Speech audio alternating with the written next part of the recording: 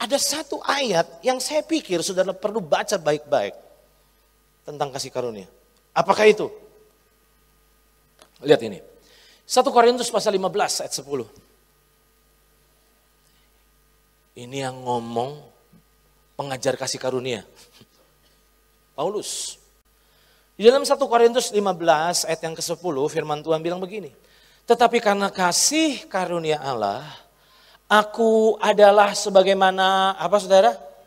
Aku ada sekarang. Dan kasih karunia yang dianugerahkannya kepadaku tidak sia-sia. Hati-hati dengan kata itu.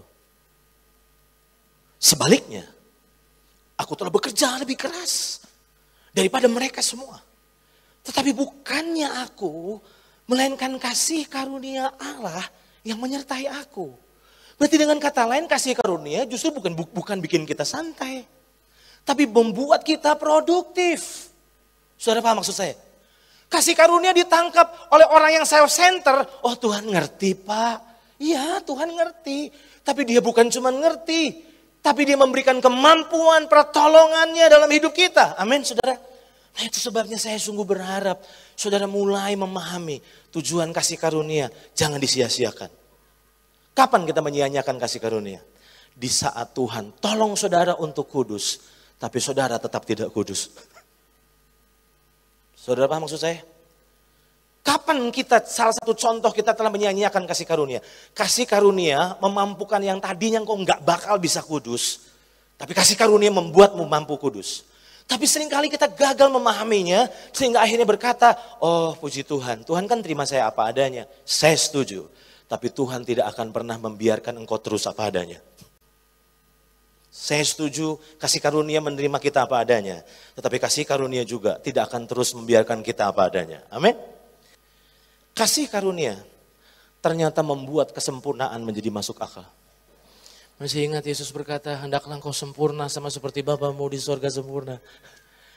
Kita selalu lihat ayat itu dalam konteks kelemahan kita. Tapi kita nggak sadar bahwa ternyata Kristus ada dalam hidup kita.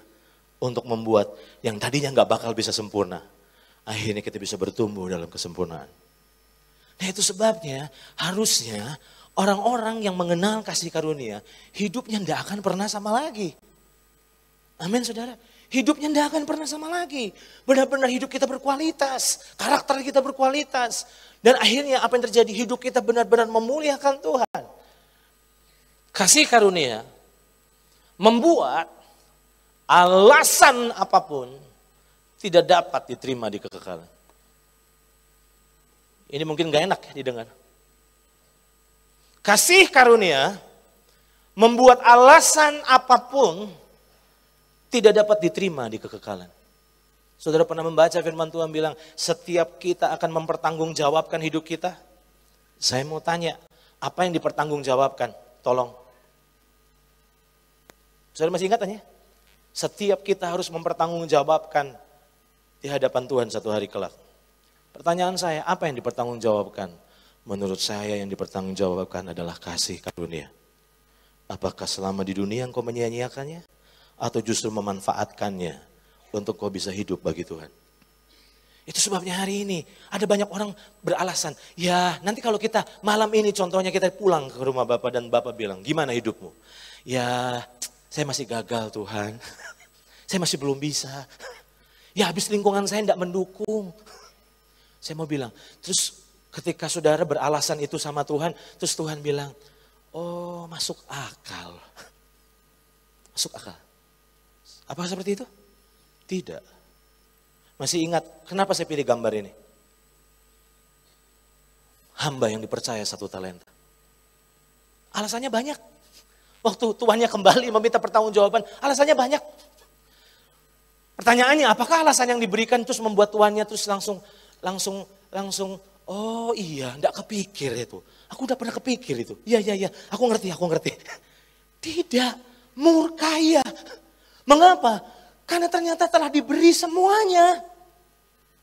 Jadi tolong, jangan sia-siakan kasih karunia Tuhan. Amin. Jadi suami yang lebih baik. Jadi istri yang lebih baik. Jadi hamba Tuhan yang lebih baik. Jadi anak Tuhan yang lebih baik. Dan itu mungkin terjadi karena kasih karunia Allah dalam hidup kita. Amin. Kalau hidup pun tidak tambah baik, engkau sedang menyanyiakan kasih karunia Allah. Hari ini saudara, saya berdoa supaya ada kesadaran yang massal. Amin. Saya katakan itu, kesadaran yang massal. Di mana kita sadar bahwa ternyata kekristenan itu bukan self-center, tapi Christ-center. Amin saudara.